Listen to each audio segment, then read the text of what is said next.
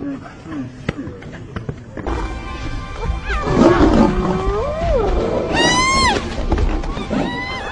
impossible to fight them all at once.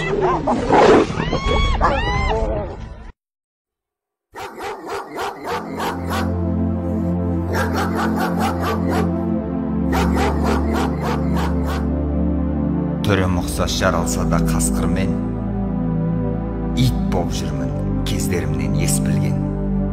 Үрем, қабам, тырнайыммен ойланбай, араздасаң, маған тамақ берген тақсырмен. Өзім жайлы айтар болсам қысқаша, жұмысыма жұмсамаймын күштаса. Тамағым тоқ, үйшік, шынжыр, қарғыбау, қожайын көп босатпайды. Әлде қандай жағдайлар қыспаса. Кім ол?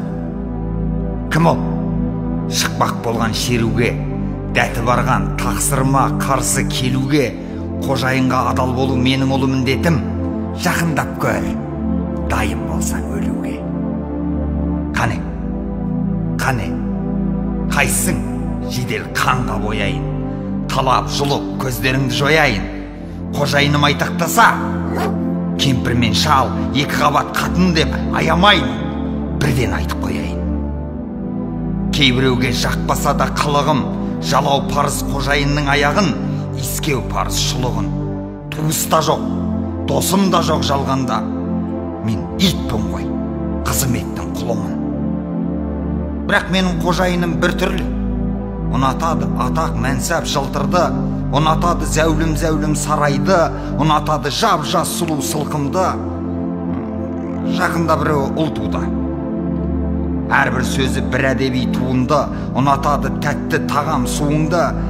Негіз оны біз де жақсы көреміз, бірақ біздің жейтініміз жуынды.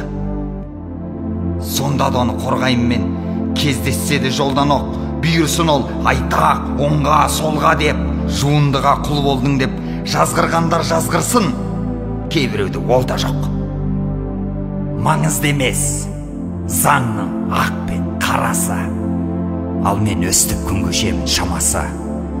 Өзім итпін, балам иттің баласы, ал атанам иттің ата анасы. Жетер енді, несін сөз созайын. Бұл әншейін ит пікірім, өз ойым.